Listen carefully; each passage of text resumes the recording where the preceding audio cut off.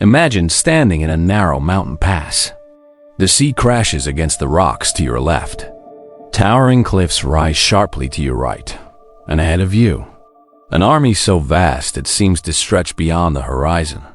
You have only a few thousand men. They have hundreds of thousands.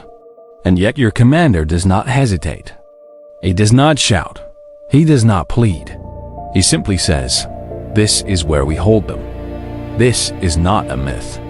This is not a movie. In the year 480 BCE, at a place called Thermopylae, a small coalition of Greek warriors chose to stand against the greatest empire the world had ever known. What followed was not a victory, but something far more powerful. A stand that delayed an empire. A sacrifice that reshaped history. A moment that still defines what courage means. This is the true story behind the 300. By the early 5th century BCE, the Persian Empire was not just powerful, it was overwhelming. It stretched across continents, from the deserts of Egypt to the mountains of Central Asia. Entire peoples lived and died under its rule. Kings bowed. Cities paid tribute. Resistance was not negotiated, it was erased. And at the center of this vast machine sat one man, King Xerxes. To him, Greece was not a worthy rival. It was an irritation that had gone unanswered for too long. Years earlier, his father Darius had tried to bring the Greek world to heel and failed. A small alliance of city-states had defeated a Persian force at Marathon. The loss was not catastrophic, but it was humiliating. Empires do not forget humiliation. Xerxes grew up with that memory hanging over him. And when he finally took the throne, he decided the mistake would never be repeated.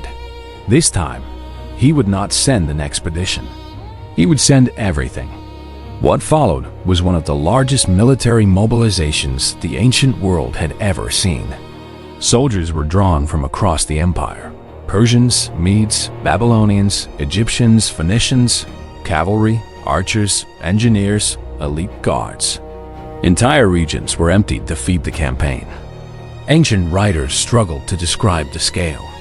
Some claimed the army drank rivers dry. Others said the earth trembled as it marched. Even if those numbers were exaggerated, the truth was terrifying enough. This was not an army meant to fight a war. It was an army meant to end one. Bridges were thrown across seas. Roads were carved through mountains. Supply lines stretched farther than most men would ever travel in a lifetime. Everything about the invasion sent a message.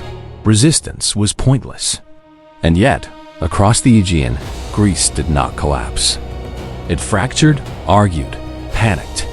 City-states distrusted one another deeply. Old rivalries resurfaced. Some argued submission was wiser than annihilation, but others believed something different. They believed that the empire's greatest strength, its size, could also become its weakness. Because an army that vast could not fight everywhere at once. It had to move through land, and land could be shaped. Somewhere between the mountains and the sea, there was a narrow passage. A place so tight that numbers meant nothing. A place where discipline, timing, and resolve might matter more than sheer force. Its name was Thermopylae, and unknowingly, the Persian Empire was already marching toward it. Sparta was unlike any other Greek city. It was not built on trade, philosophy, or art, but on discipline. From the moment a child could walk, life in Sparta revolved around one idea: service to the state. Here, comfort was weakness, luxury was suspicion, and freedom existed only through obedience. Every Spartan boy was raised for war. Training began early, harsh and unforgiving.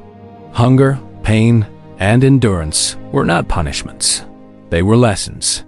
The goal was simple: to create citizens who would never break when fear arrived.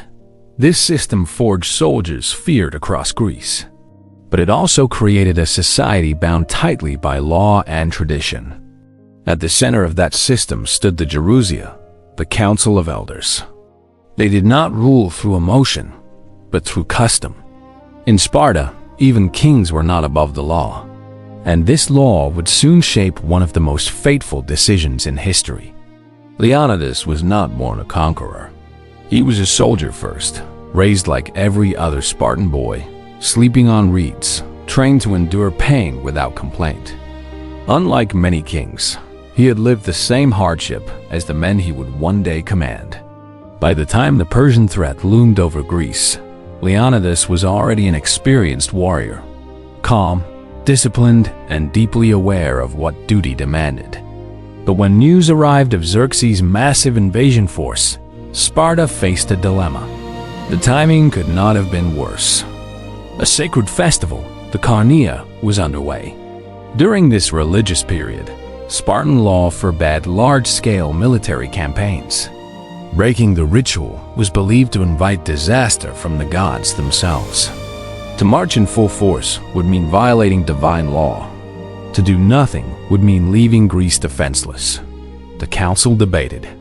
Tradition clashed with necessity. Faith collided with survival. And in that tension, a compromise was born. Sparta would fight, but not with its full army.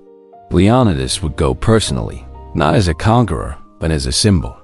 He would take with him a small force of elite warriors, men who already had sons to carry on their bloodlines. 300, not conscripts, not recruits, veterans, men who understood exactly what this mission meant. They were not chosen at random. Each was selected for experience, discipline, and resolve. Each understood that this march was unlikely to end in return. This was not ignorance. It was acceptance.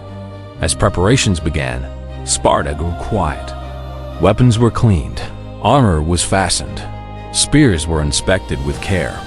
There was no celebration, no speeches meant to stir glory, only focus.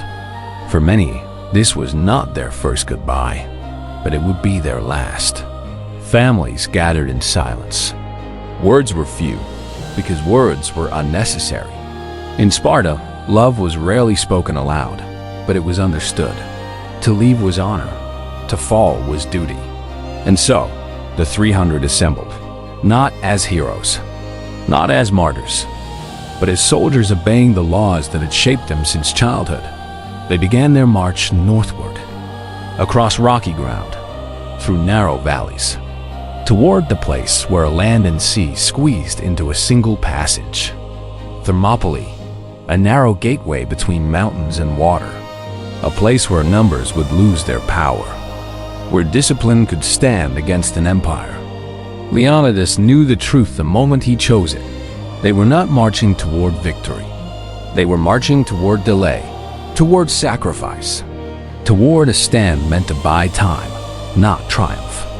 And yet, in that decision lay something greater than survival. Because when free people choose to stand, knowing the cost, they transform defeat into meaning. As the small column of Spartan shields disappeared into the distance, the fate of Greece quietly shifted. The battle had not yet begun, but the choice that would define it had already been made. The pass of Thermopylae was not a battlefield chosen by chance. It was a scar in the land, a narrow corridor where mountains pressed against the sea, leaving only a thin road between them. In places, it was so tight that a cart could barely pass. Here, numbers meant nothing. Discipline meant everything. When Leonidas and his men arrived, they did not find an empty stage. Greek allies were already waiting. Thespians, Thebans, and others who had answered the call. Together, they began preparing the pass. Stones were cleared. Old walls were repaired. Positions were marked. The air smelled of sulfur from the nearby hot springs and of something else: anticipation. Everyone knew what was coming. Before the fighting began, Xerxes made his presence known. The Persian king arrived with a force unlike anything Greece had ever seen. His army stretched across the plains, a moving city of tents, banners, and soldiers drawn from every corner of the empire. Medes, Persians, Babylonians, Egyptians, warriors speaking dozens of languages, united under one command: To the Greeks watching from the narrow pass, it looked endless.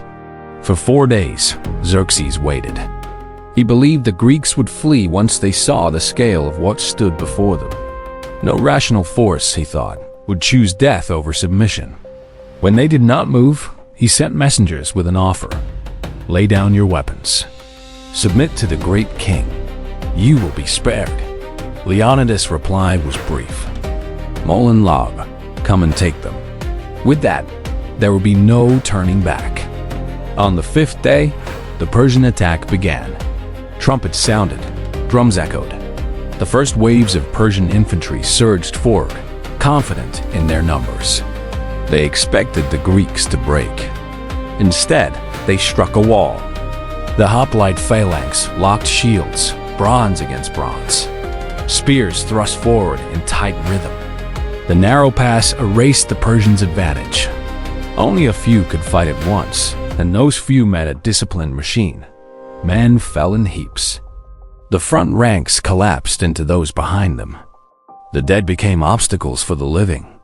Again and again, Persian units charged and broke. Xerxes watched in disbelief.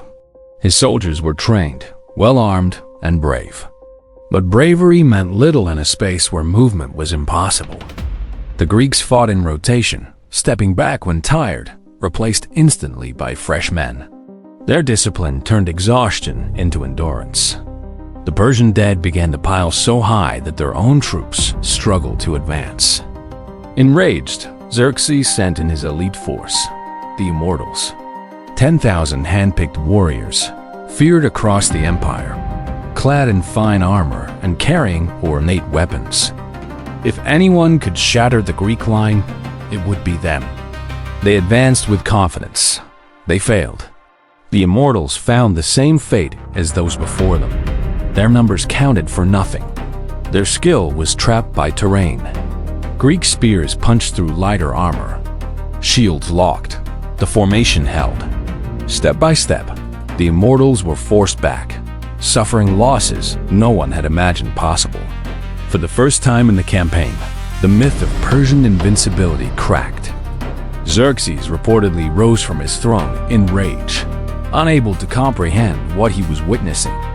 An empire was being stalled by a handful of men in a mountain pass. Hour after hour, the fighting continued. Steel rang against bronze. Sweat mixed with blood. The ground became slick beneath their feet. Yet the line did not break. By the end of the first day, the impossible had happened. The Persians had failed, not because they lacked courage, but because courage alone could not overcome discipline, terrain, and unity. The Greeks had turned geography into a weapon. But Leonidas understood the truth behind the victory. This success could not last forever. The enemy still outnumbered them beyond measure. Supplies were finite, and somewhere in the hills above the pass, unseen paths wound through the mountains, paths known only to locals. As night fell over Thermopylae, fires burned across the Persian camp. The dead were counted, the wounded cried out. And in the Greek camp, there was no celebration, only silence. They had won the day, but not the war. And somewhere in the darkness, a decision was already forming, one that would seal their fate. While the Greeks held the pass below, something far more dangerous was unfolding in the shadows. High above Thermopylae, beyond the reach of shields and spears, narrow mountain paths twisted through forest and stone. Few outsiders knew them well. Fewer still would dare to use them. But among the local population was a man named Ephialtes. His name would not be remembered for courage or loyalty, but for betrayal. Ephialtes knew the mountains intimately. He knew of a hidden trail, a narrow goat path that wound behind the Greek position, a path the Persians had not yet discovered, a path that could turn the entire defense inside out. Driven by greed, ambition, or desperation, he slipped away under cover of darkness and made his way to the Persian camp. There, before the officers of the great king, he offered his knowledge in exchange for reward, a way around the pass, a way to surround the defenders, a way to end the stalemate. The Persian commanders listened carefully. They had thrown wave after wave of men against the Greek line and gained nothing but bodies. Now, suddenly, a solution stood before them, not through strength, but through betrayal. Xerxes approved the plan. That very night, he ordered a detachment of his elite troops to move. The immortals would take the mountain path and strike from behind. As darkness fell, the immortals began their ascent. They moved silently through the forest, torches muffled, armor dulled, guided by Ephialtes through the winding trail. Above them, the wind whispered through the trees. Below them, the Greeks rested, unaware that the shape of the war was changing. This was no charge, no clash of steel, but a quiet march toward annihilation. At the summit of the path, a small Greek force stood guard. These were Phocians, assigned to watch the mountain trail. They had expected little more than isolation and boredom. Instead, shapes emerged from the darkness. Too many. By the time alarms were raised, the Persians were already upon them. The Phocians fought, but confusion ruled the moment. Some fled, some resisted, but the path was lost. The immortals pressed forward, spilling past the defenders and descending toward the rear of the Greek position. The trap was closing. At dawn, a runner reached Leonidas, breathless, pale, carrying news no commander ever wants to hear. The enemy was behind them. The pass was compromised. They were surrounded. Leonidas did not rage. He did not shout. He listened. And when the message was finished, he understood immediately what it meant. The strategy that had held back an empire had reached its limit.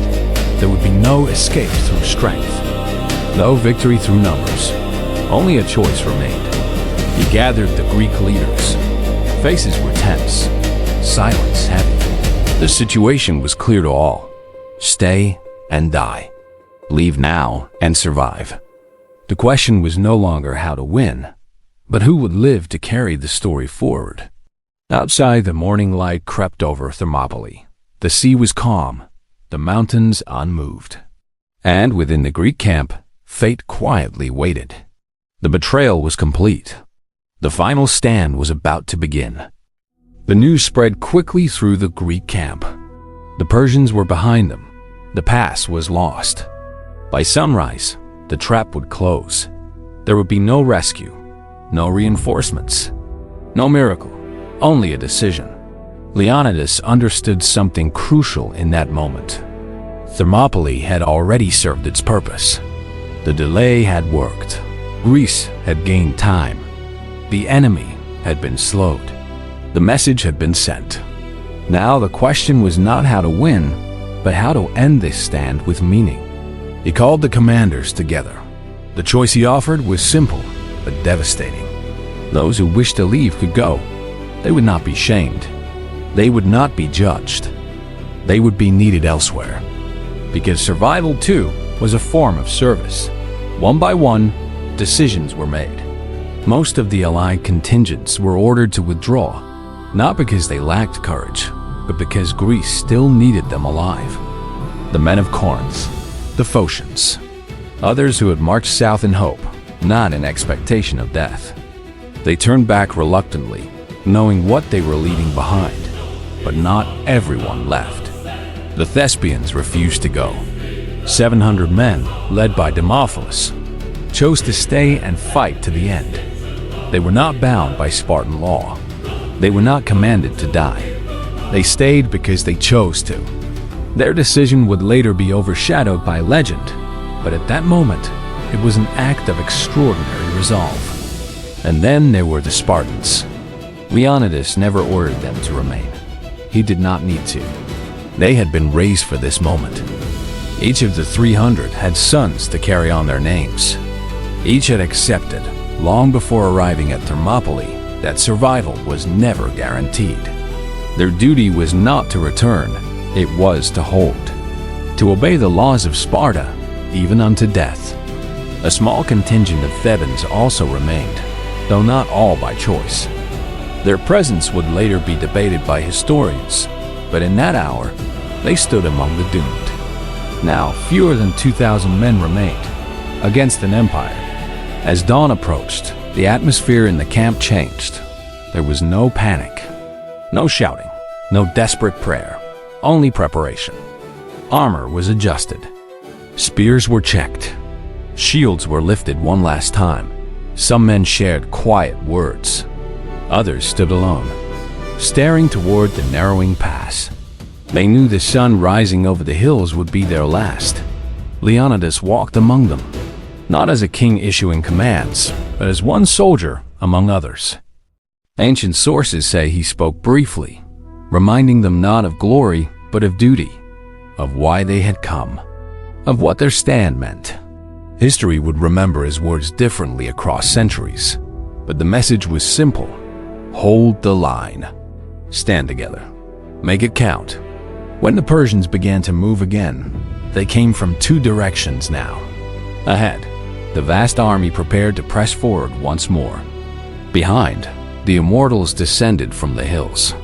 The trap had closed, yet the Greeks did not retreat. They stepped forward, out of the narrowest part of the pass, into more open ground, not because it was safer, but because it allowed them to fight freely. They chose how they would die. As the sun climbed higher, steel met steel once again. The final stand of Thermopylae had begun.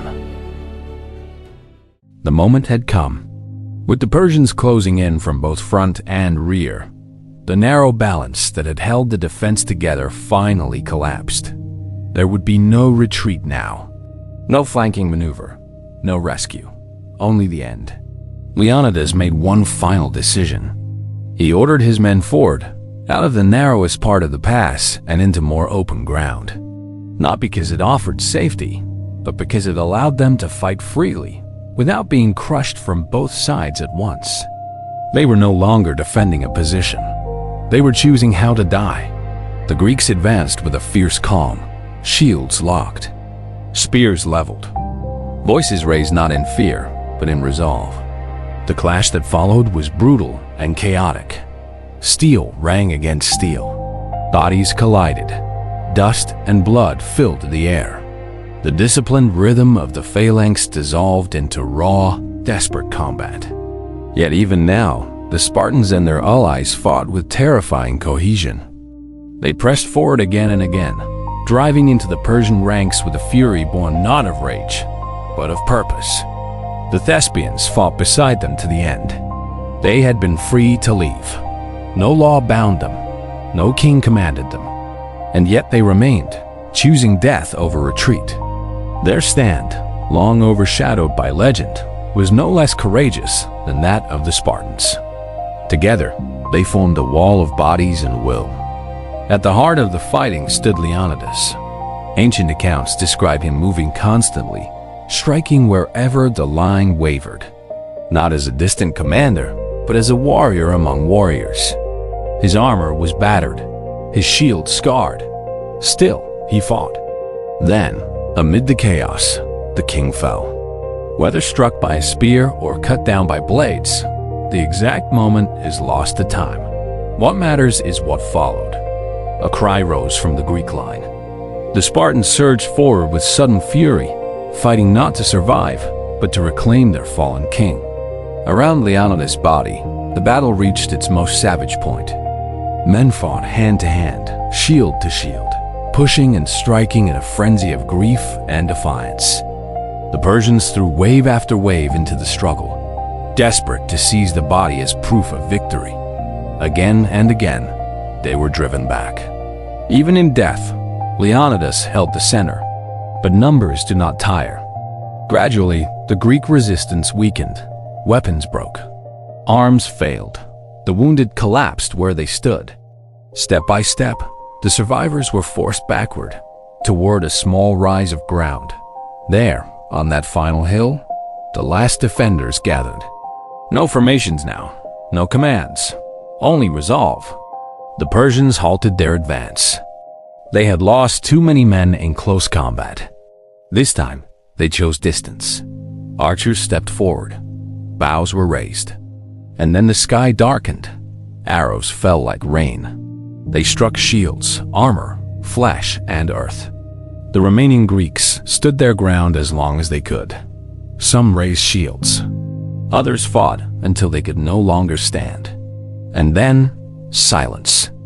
The last defenders of Thermopylae were gone. When the dust settled, the pass lay quiet. The greatest army on earth had won, but at a cost it had never expected. Leonidas lay among his men. The stand was over, but its meaning had only just begun.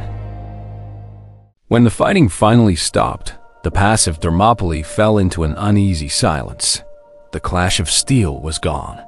The shouting faded. Only the wind remained, moving across bodies and broken weapons scattered along the narrow ground. The greatest army on earth had won, but it did not feel like victory. Xerxes ordered the battlefield surveyed. What he saw was not triumph, but cost. Thousands of Persian soldiers lay dead in a place that should have fallen within hours. Elite troops, men trained for years, had been destroyed by a force so small it should not have mattered. The victory had come slowly, painfully, and at a price that shook confidence. At the center of the carnage lay the body of Leonidas. Even in death, he remained a symbol of defiance. Enraged by the humiliation he had suffered, Xerxes ordered his body mutilated. The Spartan king was beheaded, and his head displayed as a warning, a message meant to erase honor through fear. But history would remember this act differently. To many, it revealed not Persian strength, but insecurity. The road south now lay open. Persian forces advanced, burning villages and marching deeper into Greece. Athens would soon be abandoned. Temples would fall. Smoke would rise over sacred ground. By every military measure, Persia had achieved what it came for. And yet, something fundamental had changed. The stand at Thermopylae had done what armies alone could not. It had given the Greek world time. Time to evacuate civilians. Time to gather ships. Time to plan resistance.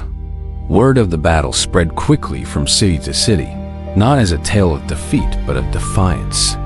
A small force had faced the greatest empire on earth and refused to kneel. Among the Greek allies, morale hardened. If 300 Spartans and their companions could hold back Persia even briefly, then perhaps the empire was not invincible after all. The psychological balance of the war had shifted. Fear began to give way to resolve. Xerxes continued his march, but now under a shadow. His army had won the ground, yet lost the narrative. Every step forward carried the memory of resistance. Every order was weighed against the cost already paid. Thermopylae had become more than a battlefield. It had become a warning. Soon, the struggle would move to the sea. Greek ships would gather in narrow waters, just as Leonidas had once chosen a narrow pass. And there, the lesson of Thermopylae would be applied again, this time with devastating effect. The story was not over. The sacrifice had only opened the next chapter. The battle hasn't started yet, but the decision has already been made. If you want to see what happens when the Persian army finally arrives, please subscribe for the next chapter. And if you'd like, leave a comment telling me where you're listening from. It's always incredible to see how these ancient stories connect people across the world.